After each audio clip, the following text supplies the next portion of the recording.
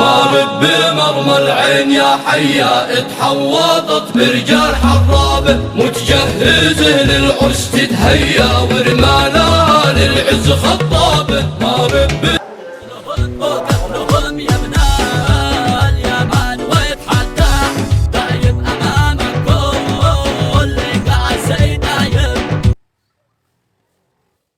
Paling tidak ada dua di antara mereka, Nabi Musa dan Nabi Isa, yang mereka lebih mulia dibandingkan semua nabi, dan mereka termulia yaitu dibandingkan 5 orang yang paling mulia dibandingkan 25 nabi yang lain.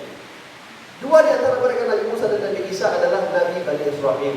Bahkan dua di antara mereka itu pernah bermimpi Rasulullah SAW.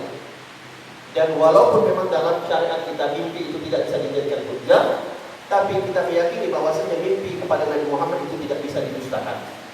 Rasulullah SAW pernah berkata, "Man ra'ani fil manam, faqad ra'ani al-haqqa." Barang siapa yang melihat aku, maka dia betul-betul melihat aku, dia tidak akan bohong. Fa inna syaitan la yatamatsalu bi. Karena syaitan itu tidak mampu menyerupai aku, kata Rasulullah.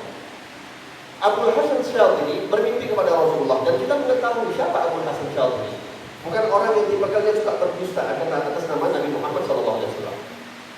Singkat cerita, di dalam mimpi tersebut beliau melihat Rasulullah dan para nabi sedang berkumpul. Ada Rasulullah, ada Nabi Musa, ada Nabi Isa, ada nabi-nabi yang lain sedang berkumpul.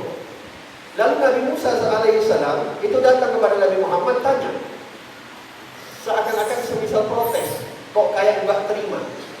Nabi Musa bilang, "Ya Muhammad, wahai Rasulullah, engkau pernah mengatakan bahwasanya ulama daripada umatmu itu seperti Nabi Bani Israel, seperti kami ini," kata Nabi Musa. Apa bukti? Kata Nabi Muhammad SAW, "Mau aku buktikan?" Baik. Kata Rasulullah, "Panggil ulama daripada kalangan umatku, namanya Al-Ghazali." Semuanya kita tahu Imam Al-Ghazali. Akhirnya dipanggillah Imam Al-Ghazali dalam buku tersebut.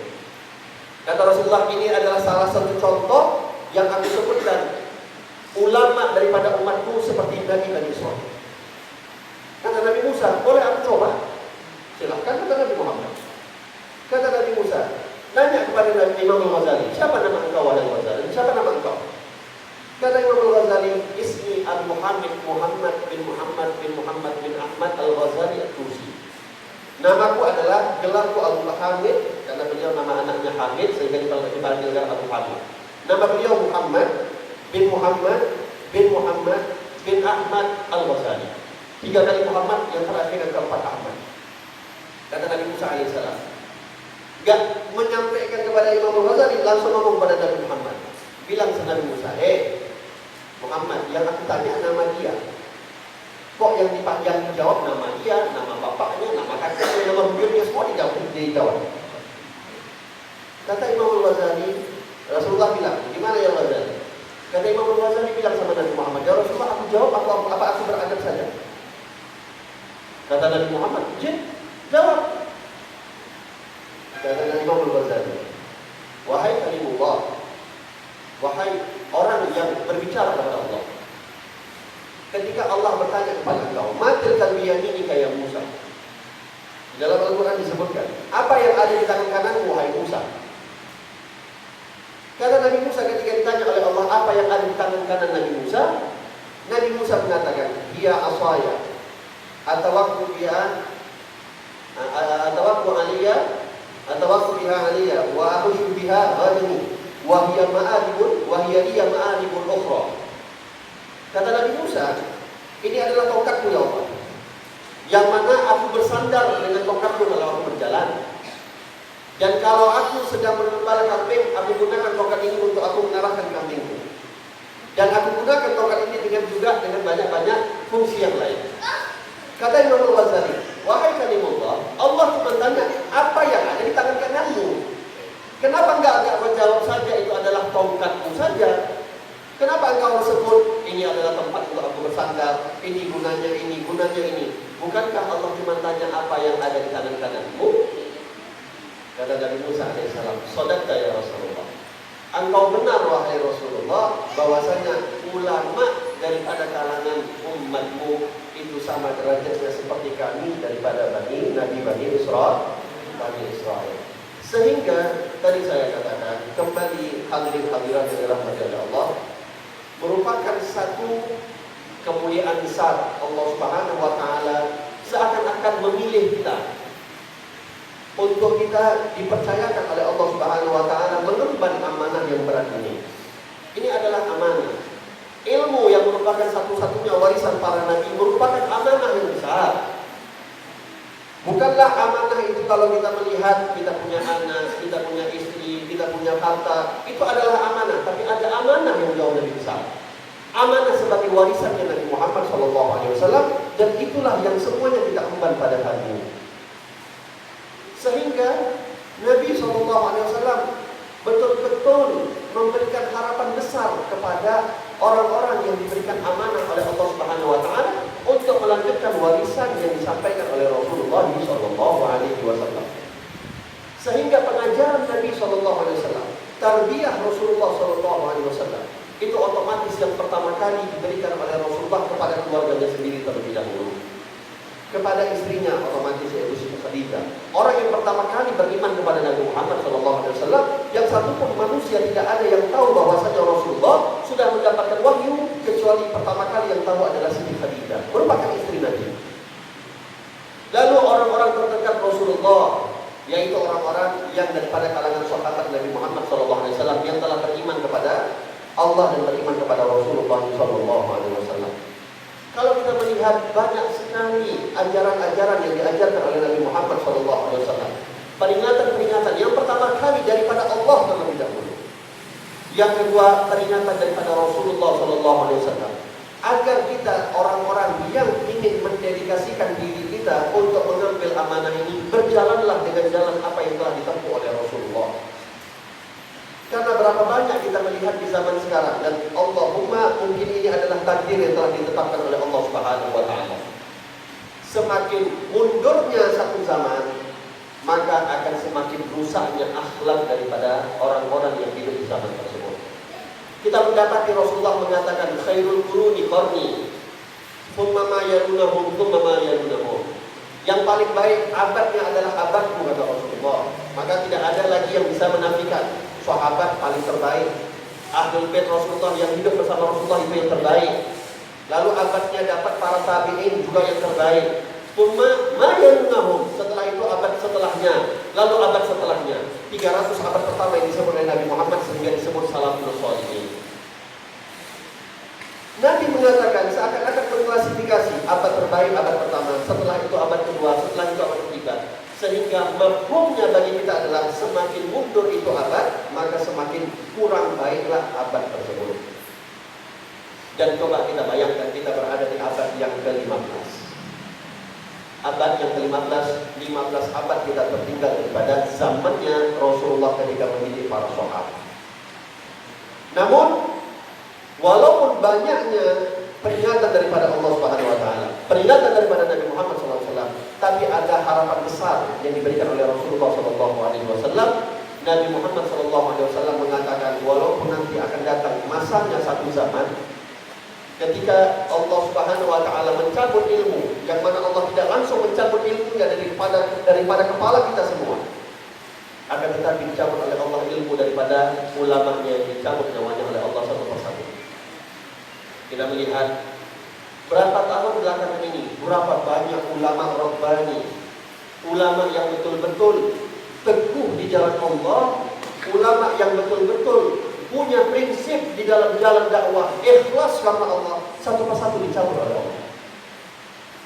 Dan yang sangat kita sedihkan, seakan-akan Allah memisahkan kepada kita ulama-ulama yang sisanya tukang nyeleneh, ulama-ulama yang sisanya tukang nyalah-nyalahin orang-orang yang berjuang di jalan Allah, ulama-ulama yang dekat kepada orang-orang kafir, ulama-ulama yang membenarkan pemahaman-pemahaman sesat. Seakan-akan umur mereka panjang, yang betul-betul di jalan Allah dipendekkan umurnya oleh Allah. Ini adalah pembenaran. Ini adalah pembenaran tasdik daripada ucapan Rasulullah SAW. Sesungguhnya Allah akan mencabut satu masa, ilmu itu akan dicabut oleh Allah, tapi bukan ilmunya yang akan dicabut, ulamanya satu persatu, sehingga yang disisakan adalah ru'usan juhala. Orang-orang bodoh yang bukan mereka merasa diri mereka bodoh, akan tetapi mereka mengaku diri mereka pintar, tapi hakikatnya mereka adalah orang yang bodoh. Kalau kita mendapati orang bodoh mengaku diri mereka adalah orang bodoh, kita selamat. Namun permasalahan kita sekarang adalah banyaknya orang bodoh tetapi mengaku dirinya paling pintar. Kita mendapati sekarang, mohon maaf, saya jarang mendengar ada dokter gadungan, walaupun ada. Saya jarang mendengar ada polisi gadungan, walaupun ada, tapi jumlahnya 1-2 orang. Kita jarang mendengar ada tentara gadungan.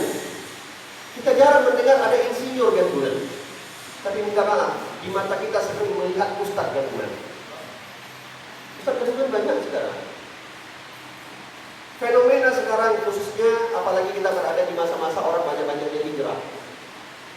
3 bulan dia berpindah kemana, 4 bulan dia berpindah kemana, pulang, keluar daripada kampungnya, keluar daripada kota Medan, gak nampak 3 bulan, 4 bulan, balik-balik jenggotnya panjang, celananya cingkrang, semuanya mau menjadi pembicara di depan khalayak umum.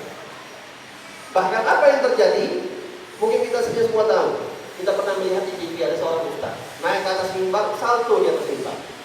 Ada? Ada. Di depan masjid, di atas mimbar, dia naik di atas mimbar. Tempat orang menyampaikan mau'izah, tempat orang menyampaikan khutbah, seakan-akan tidak ada marwah di itu tempat. Dia naik ke atas tersebut, dia loncat sambil dia tertawa. Dia menyampaikan ilmu agama.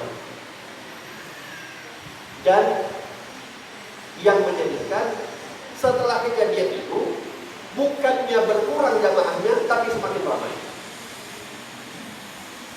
Ini fenomena. Belum lagi kita melihat orang-orang terselubung yang membenarkan pahaman liberal, yang membenarkan pemahaman, yang memasukkan ke dalam hati-hati kita pemahaman orang-orang kafir, laknatullah. Ini adalah masa-masanya kita. Ini adalah zamannya kita. Allahumma, kita nggak tahu berapa lama lagi masa dunia ini kalau kita melihat bagaimana rusaknya dunia.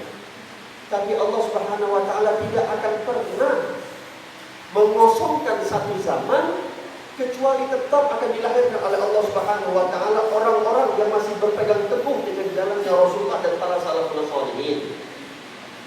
Sehingga kata Nabi Muhammad SAW, Allah akan mengutus setiap 100 tahun man yujaddid dinah, orang-orang yang akan memperbaharui agama ini. Nabi tidak batasin sampai abad sekian, akan tetapi sampai yaumil kiamah akan ada orang-orang yang terus memperbaharui agama ini. Oleh sebab itu, kita tadi diberikan amanah oleh Allah Subhanahu wa Ta'ala. Ini adalah ilmu yang berat. Mohon maaf, walaupun yang mengundang saya adalah seorang dokter, ya, Dr. Hasanul, akrab sama saya. Tapi saya salut sama beliau. Dokter yang betul-betul konsen dan berpegang teguh dengan agama. Jarang kita mendapati dokter-dokter yang semisal ini. Mohon maaf, Dr. Hasanul pun tahu, dan ini adalah sebenarnya rahasia umum. Walaupun dokter itu tahu bagaimana bahayanya apa yang disebabkan oleh perzinahan yang menjadi penyakit HIV, tapi tidak menutup kemungkinan dokter juga paling banyak berzina. Dokter yang paling banyak juga termasuk, tidak paling banyak, juga termasuk yang paling banyak melakukan perselingkuhan. Bidan-bidan itu juga banyak. Mereka tahu apa efeknya. Yang ingin saya sampaikan adalah semua ilmu kalau disandarkan dengan niat yang baik, maka ilmu tersebut mendapat ridho daripada Allah.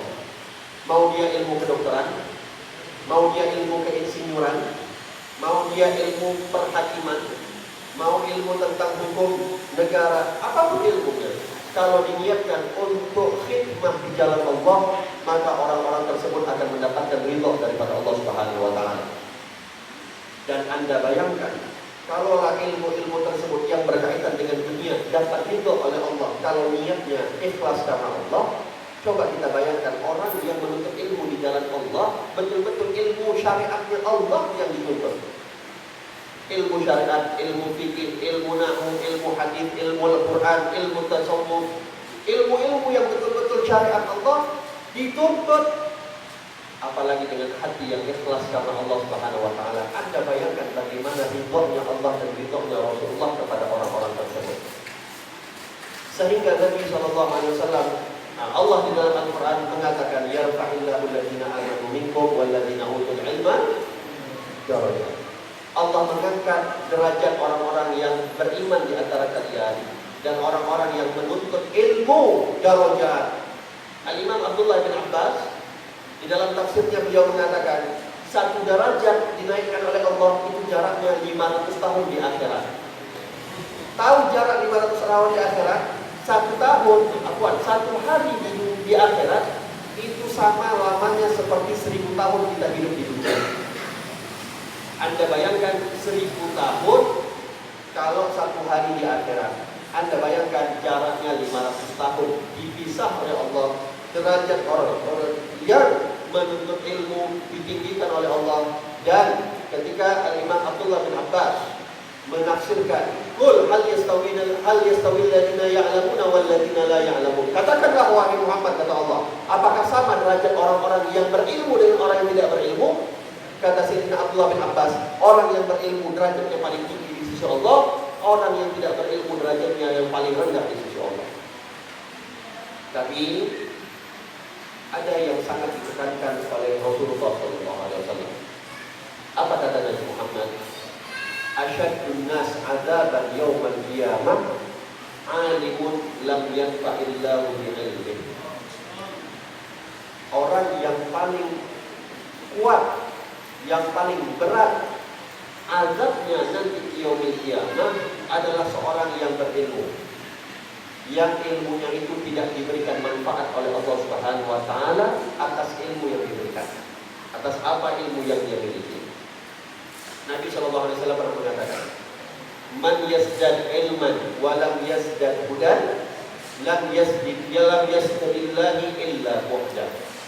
Orang yang selalu menambah ilmu tetapi dia tidak mendapatkan tambahan hidayah, tidak ada yang ditambah oleh Allah Subhanahu wa taala kecuali orang tersebut semakin jauh daripada Allah Subhanahu wa taala.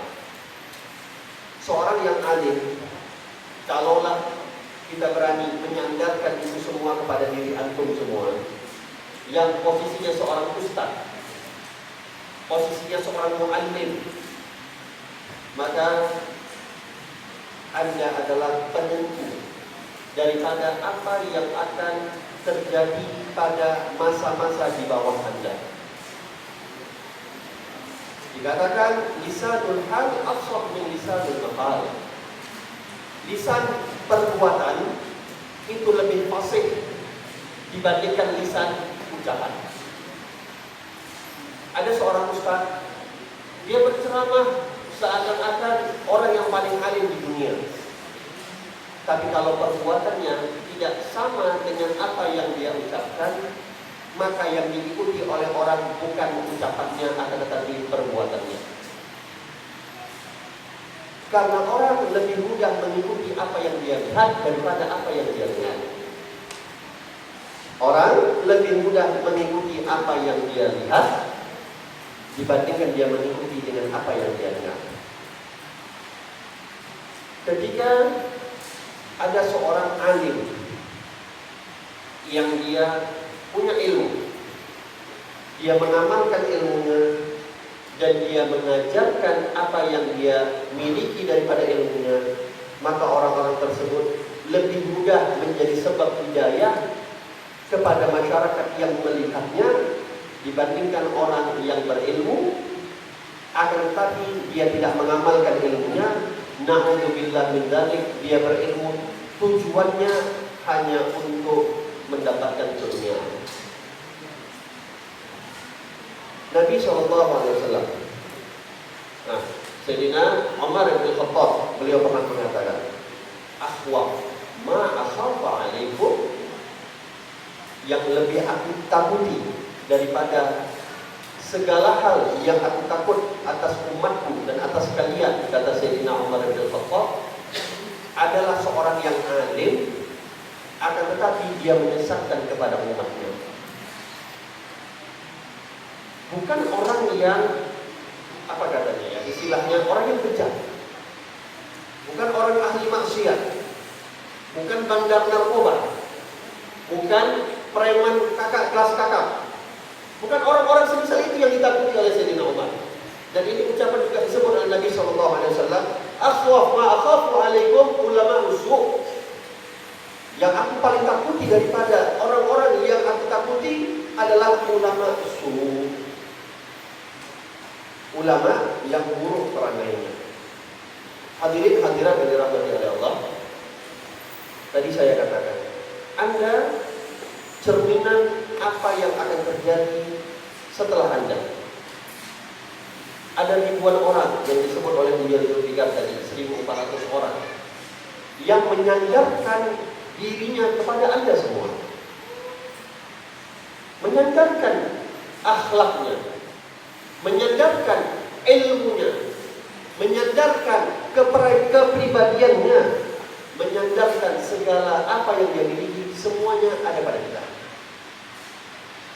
Oleh sebab itu, jangan kita menjadi orang yang ketika disandarkan seseorang kepada diri kita, akan tetapi justru malah kita membawa dia kepada kesesatan, bukan justru membawa kepada hidayah daripada Allah Subhanahu wa Ta'ala. Oleh sebab itu, seorang yang alim, baik itu daripada kalangan ustaz, baik itu yang disebut para ulama, baik itu yang disebut oleh para kiai, maka hendaklah dia mengambil jalannya Rasulullah. Rasulullah SAW ikhlas di dalam menuntut ilmu ini, di dalam mengajarkan ilmu ini. Rasulullah betul-betul adalah manusia yang paling ikhlas, tidak mengharapkan apapun, tidak mengharapkan dunia. Pernah Rasulullah SAW ditawarkan oleh pembesar para Quraisy. Orang-orang Quraisy pernah menawarkan kepada Rasulullah.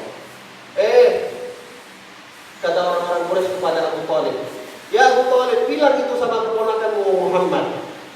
Bilang sama keponakanmu Muhammad. Dia mau apa? Mau istana, kami berikan dia istana. Dia mau wanita paling cantik, kami berikan wanita yang paling cantik. Dia mau apa? Beri, bilang saja. Tapi minta tolong, udahlah, janganlah dia sebarkan lagi ajarannya. Sampaikan pada ponakanmu Muhammad itu. Akhirnya Abu Thalib menyampaikan apa yang disampaikan oleh orang Quraisy kepada Nabi Muhammad. Kata Rasulullah, wahai pamanku yang tercinta Abu Thalib, sampaikan kepada mereka orang-orang Quraisy, law wada'at asy-syams 'ala yamini wal qamara 'ala yasari. Kalau Allah memberikan, kalau mereka mampu meletakkan, memberikan matahari di tangan kananku, mereka mampu memberikan bulan di tangan kiriku, untuk aku bisa meninggalkan perkara agama ini, demi Allah tidak pernah akan aku tinggalkan sampai aku yang hancur atau mereka yang hancur. Lihat ketegarannya Rasulullah. Satu hal yang tidak mungkin. Mana mungkin ada orang membawa matahari diletakkan kepada tangan Nabi Muhammad, bulan diletakkan ke tangan Rasul. Begitulah ketegaran yang Rasulullah mengatakan, tidak ada yang mungkin menghalangi aku di dalam jalanku membawa syariat daripada Allah Subhanahu wa Ta'ala. Tadi saya katakan, kita adalah penentu apa yang akan terjadi di zaman kita setelahnya. Ada ulama mengatakan, guru kencing berdiri, murid kencing berlari. Guru merokok, murid sabu-sabu. Guru merokok, murid berganja. Guru pacaran, murid berzina. Ini adalah ketentuan. Apa yang kita ajarkan, apa yang kita praktekkan, apa yang kita lakukan, itu sangat bergantung apa yang akan terjadi kepada murid-murid kita. Bagaimana para salaf dulu mereka menjaga adab mereka di dalam ilmu, khususnya orang yang membawa ilmu yaitu Rasulullah. Mereka menjaga adab mereka kepada kitab-kitab yang di dalamnya ada ilmu. Dan para guru juga mengajarkan adab kepada murid-murid mereka yang merupakan tempat mereka menyampaikan ilmu. Lihat bagaimana Al-Imam Malik, Al-Imam Syafi'i yang merupakan seorang yang notabene adalah guru daripada Imam Ahmad bin Hanbal. Imam Syafi'i itu adalah guru daripada Imam Ahmad bin Hanbal. Akan tetapi Imam Syafi'i dikatakan sering berziarah dan mengunjungi muridnya yaitu Imam Ahmad bin Hanbal, walaupun itu adalah notabene seorang muridnya. Sehingga akhlak yang ditunjukkan oleh Al-Imam Syafi'i mempunyai kesan besar kepada muridnya yaitu Imam Ahmad bin Hanbal, sampai-sampai dikatakan putri anak perempuan daripada Imam Ahmad bin Hanbal itu sampai tanya sama bapaknya yaitu Imam Ahmad bin Hanbal, "Wahai Abah, siapa Syafi'i yang setiap hari engkau doakan? Aku tidak pernah mendengar engkau setiap berdoa tidak pernah menyebut nama Syafi'i. Siapa dia Syafi'i?" Kata Imam Ahmad bin Hanbal, Syafi'i adalah ibarat matahari yang dibutuhkan oleh penduduk bumi dan ibarat kesehatan yang dibutuhkan oleh setiap manusia. Apakah engkau mendapati ada dua hal yang lebih penting yang dimiliki oleh yang dibutuhkan oleh setiap manusia dibandingkan dua hal tersebut? Kenapa? Karena yang pertama sekali adalah adabnya seorang guru kepada muridnya, sehingga muridnya beradab kepada gurunya. Seorang muridnya Imam Malik bin Anas, kalau tidak salah namanya Imam Rabi, itu 20 tahun belajar dengan Imam Malik bin Anas. Setelah 20 tahun, 18 tahun beliau belajar tentang adab. 2 tahun terakhir, 18 tahun pertama adab.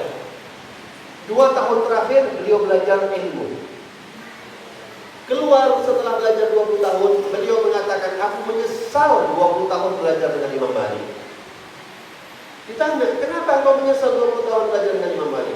Kata beliau, "Kenapa 18 tahun aku habiskan untuk adab, baru 2 tahun setelah itu aku habiskan untuk ilmu? Seharusnya 20 tahun itu aku belajar semuanya adab. Karena adabnya Imam Malik tidak akan aku dapati kecuali pada dirinya Imam Malik. Ilmunya Imam Malik bisa aku dapati dengan orang-orang yang lain." Yang ini adalah contoh yang saya kabarkan, yang saya beritakan, yang saya beritahu dari tadi adalah bahwasanya murid itu belajar adab bukan dengan kitab. Murid belajar adab bukan dengan kitab. Kalaulah memang kitab mengajarkan bagaimana adab ini, adab itu, dan adab ini, tapi tidak akan murid bisa fasih di dalam mengamalkan adab yang ada di dalam kitab kalau yang mengajarkan tidak beradab. Kalau yang mengajarkan tidak beradab. Karena lagi-lagi saya katakan, orang lebih mudah mengikuti dengan pandangannya dibandingkan dengan telinga. Oleh sebab itu kita punya banyak ulama-ulama, kita punya banyak contoh-contoh orang-orang yang berhasil di dalam agama kita, baik dari negeri kita Indonesia, dari negeri jiran, dari negeri-negeri yang lain. Bahkan para ulama kita di mazhab kita, mazhab Syafi'i saja, kita tidak kehabisan para ulama Rabbani. Maka kalau kita yang diberikan amanah oleh Allah sebagai mu'allim, pertama sekali niatkan ikhlas kita mengajar kepada Allah Subhanahu wa taala. Jangan pernah niatkan saya mau jadi alim untuk mendapatkan keduniaan. Saya mau jadi alim supaya dipuji oleh orang. Saya mau jadi alim untuk supaya terkenal di masyarakat. Kata Allah Subhanahu wa taala di dalam hadis qudsi, Allah pernah berkata kepada dunia, "Ya dunia, man khadamani fakhdini wa man khadamani fastakhdini." Dunia, kata Allah kepada dunia, "Dunia, orang-orang yang khidmah untuk aku, kepadaku," kata Allah, "maka wahai dunia, engkau khidmahlah kepada orang tersebut." Orang yang membantu aku, kata Allah, bantu wahai dunia orang tersebut. Bantu dari segi apa? Ekonominya dibantu oleh Allah. Bantu dari segi apa? keluarganya dijaga oleh Allah, bantu dari segi apa? Anaknya dipelihara oleh Allah. Semuanya dunia ini seakan-akan dibuat oleh Allah untuk khidmah kepada orang tersebut. Tapi kata Allah Subhanahu wa taala, "Man khadamani fastakhdini." Dunia, kalau dia orang itu adalah orang yang menyembah kepada engkau, khidmah kepada engkau, hanya sibuk memikirkan engkau, khitabnya Allah kepada dunia. Apa kata Allah? Buat dia menjadi hambanya engkau. Buat dia menjadi tunduk kepada engkau. Dan buat dia tersesat di dalam diri engkau. Imam Syafi'i mengatakan, "Man arada dunya fabil ilm, wa man arada al-akhirah fabil ilm, wa man aradahuma fabil ilm." Yang mau dunia dengan ilmu, yang mau akhirat dengan ilmu. Mau dunia akhirat pun pakai ilmu. Alhamdulillah ilmu telah ada, walaupun kita tidak merasa sempurna dengan ilmu tersebut, namun alhamdulillah ilmu tersebut telah diamanahkan oleh Allah kepada diri kita. Tinggal bagaimana ikhlasnya kita di dalam mengajarkan ilmu kita. Tinggal bagaimana kita memperbaiki niat kita ketika kita mengajarkan ilmu kita.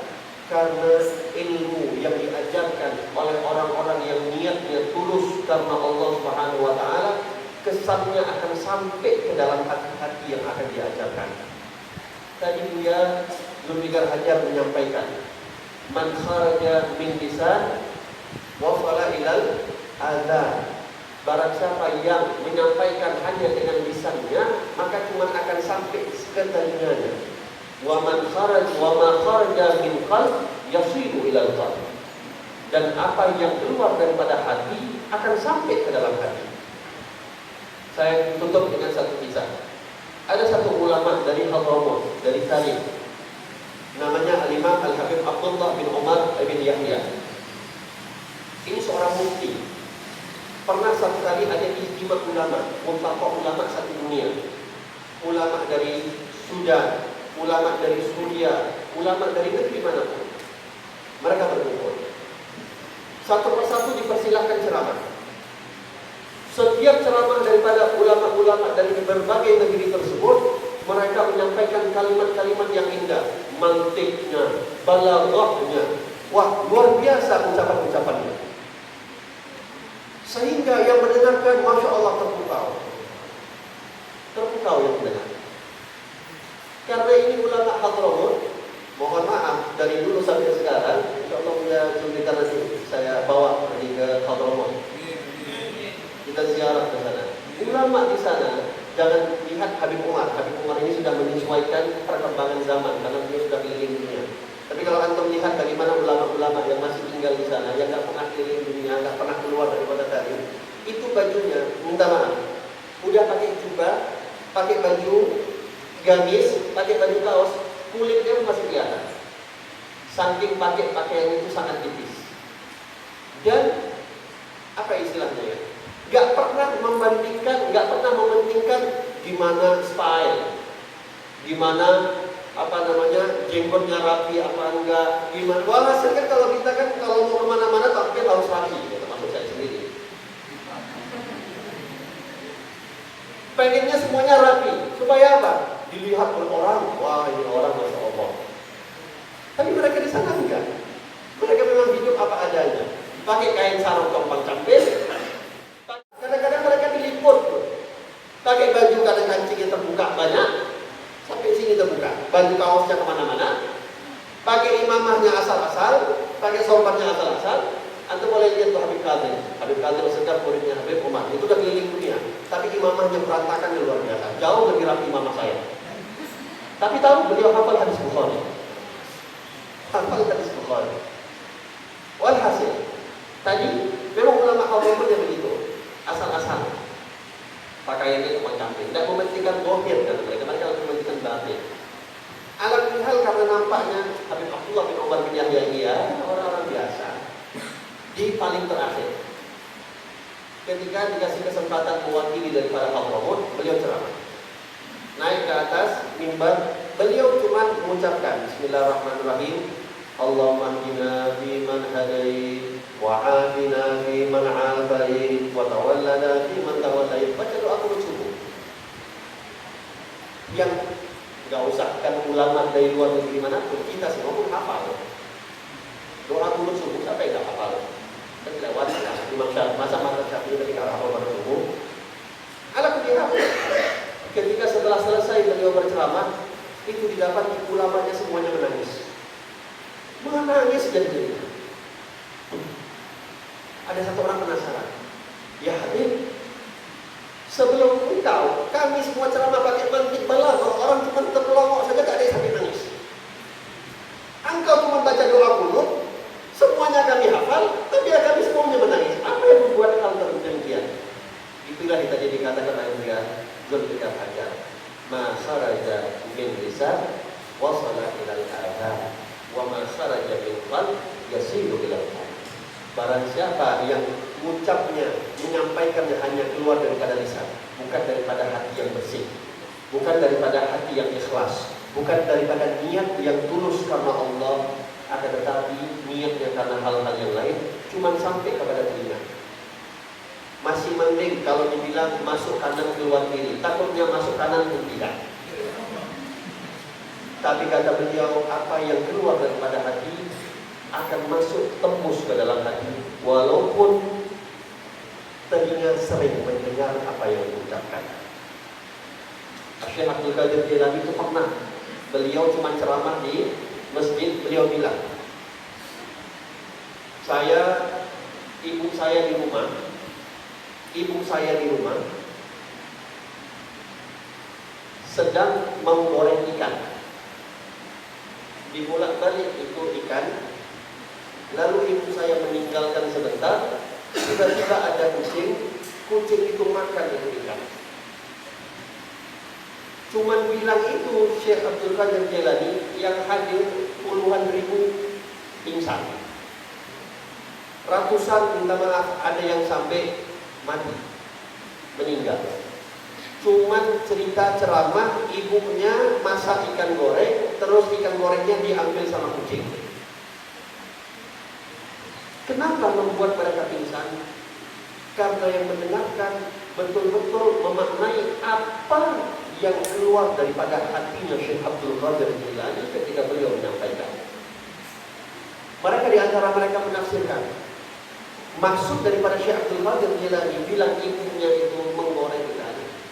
Ibunya ini adalah perumpamaan Allah yang menciptakan makhluk, yang makhluknya itu adalah ikan. Ikannya digoreng, yang mana diberikan ujian, tak selamat dia di dunia, ditangkap oleh orang, akhirnya digoreng di api neraka. Setelah digoreng di api neraka, dibuang, sehingga dia memikirkan bagaimana keadaan akhirat, meninggal ratusan orang, pingsan ribuan orang. Cuman bahas masalah ikan goreng. Kita ulama kita bahas satu dunia, satu pun gak ada yang nangis. Pulang daripada apa yang didengar oleh ulamanya, habis pulang maling lagi, habis pulang ngerampok lagi, habis pulang maksiat lagi, karena tidak keluar dari hati. Singkat cerita, kita sebagai seorang muallim, karena mayoritas ini adalah yang hadir muallim, sebelum untuk kita mengharapkan anak yang kita ajar, adik-adik, anak-anak yang ingin kita ajar, kita benahi diri kita dulu sama-sama. Apa niat kita ketika kita mengajar? Apa harapan kita ketika kita mengajar? Apa tujuan kita ketika kita mengajar? Insya Allah niat orang yang soleh tidak akan pernah disia-siakan oleh Allah Subhanahu Wa Taala. Karena hakikatnya anak-anak ini adalah anak-anak Anda, yang derajatnya Anda ini adalah sebagai orang tua yang paling berhak terhadap anak-anak Anda, yaitu anak didik Anda. Nabi mengatakan, abuka salasa, bapakmu ada 3. Bapak yang melahirkan engkau, bapak kandung. Bapak yang engkau kawin dengannya, yang kawin dengan anaknya, yaitu mertua. Dan yang ketiga, bapak yang mengajarkan engkau. Maka yang ketiga adalah bapak yang hakiki di dunia dan di akhirat. Kita, walaupun anak kita ini bukan anak kandung kita, tapi mereka adalah anak yang akan menyambungkan kita di dunia, dan kita akan berjumpa lagi dengan mereka di akhirat. Maka jagalah amanah kita sebagai seorang bapak, jagalah amanah kita sebagai seorang ibu. Jangan sampai kita diazab oleh Allah Subhanahu wa taala karena kita termasuk daripada golongan ulama as-su. Wallahu a'lam bishawab. Mudah-mudahan Allah Subhanahu wa taala menjadikan hati kita hati yang tulus karena Allah, menjadikan niat kita niat yang ikhlas karena Allah, dan mudah-mudahan sebagaimana kita membawa amanahnya Rasulullah, kita membawa warisannya Rasulullah, mudah-mudahan nanti di yaumil qiyamah kita akan bersama Rasulullah sallallahu alaihi wasallam. Wallahu a'lam bishawab. Hanya ini yang dapat saya sampaikan. Lebih dan kurang saya mohon maaf. Wabillahi taufiq wal hidayah. Assalamualaikum warahmatullahi wabarakatuh.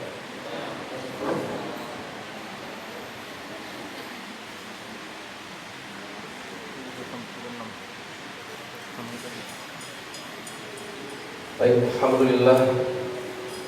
Tanjung Pinang di Tanjung Purang, pantai indah pohon kelapa, hati senang jiwa gembira mendengarkan kajian dari Habib tercinta. Baik, Bik, sebelum ini selanjutnya kita akan sesi tanya jawab yang akan saya bacakan. Namun sebelum itu kami mintakan kepada Habib untuk mengijazahkan rotib ke anak-anak kami. Nah, sebenarnya tak pantaslah untuk saya mengijazahkan apapun, karena memang lastu min ahli ijazah. Saya bukan adalah orang yang pantas untuk memberikan ijazah. Wabil khusus ada di hadapan saya orang tua saya, ulama saya, guru saya, Buya Zulfikar Hajar, yang mungkin jauh lebih pantas untuk memberikan ijazah. Namun memang jauh-jauh hari diminta oleh Dr. Ustaz Hasanul Arifin untuk saya mengijazahkan. Kalau ijazah-ijazah yang lain saya tidak berani. Tapi kebetulan yang diminta adalah Rotibul Aqtas dan Rotibul Haddad, dan alhamdulillah memang saya memiliki ijazah tersebut. Maka nanti setelah saya tutup akhir ucapan pemberian ijazah saya, sama-sama kita mengatakan qabilna ijazah. Qabilna ijazah. Ijazah pertama saya dapati daripada ijazah Rotibul Aqtas. Itu saya dapat daripada yang pertama guru saya Habib Umar bin Muhammad bin Habib. Yang kedua saya dapat daripada guru saya Habib Muhammad bin Saleh Al-Aqtas. Yang ketiga daripada Munsif Al-Aqtas Habib Abdullah bin Ali Al-Aqtas. Munsif Al-Aqtas sampai sekarang ini. Begitu juga saya dapat ijazah daripada Habib yang silsilah Al-Aqtasnya itu paling dekat dengan Al-Habib Umar bin Abdurrahman Al-Aqtas, yaitu Al-Habib Abdurrahman bin Syekh Al-Aqtas. Lalu ijazah Rotibul Haddad yang juga saya dapati daripada guru saya Imam Al-Habib Abdullah Al-Habib Umar bin Muhammad bin Salim bin Habib, yang sanadnya sampai kepada Al-Imam Al-Habib Abdullah bin Alawi Al-Haddad, pengarang Rotibul Haddad. Maka saya akan ijazahkan dengan apa-apa yang diijazahkan oleh guru-guru saya. In sahhat hadhihi ijazah fi qira'atil Rotibul Aqtas wa fi qira'atil Rotibul Haddad min Syekhi wa Murabbi Al-Habib Umar bin Muhammad bin Salim bin Habib wal Habib Muhammad bin Saleh Al-Aqtas wal Habib Abdullah bin Ali Al-Aqtas wal Munsif wal Imam Al-Habib wa jami' masyayikh al-kiram Habib Masyhur bin Muhammad bin Salim bin Habib wa jami' sadat al-masyayikh al-kiram.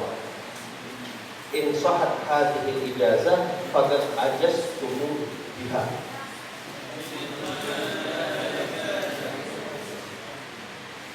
Wallahu a'lam. Alhamdulillah, alhamdulillah. Barakallah, insyaallah. Kemudian Umi-umi, sahabat sekalian,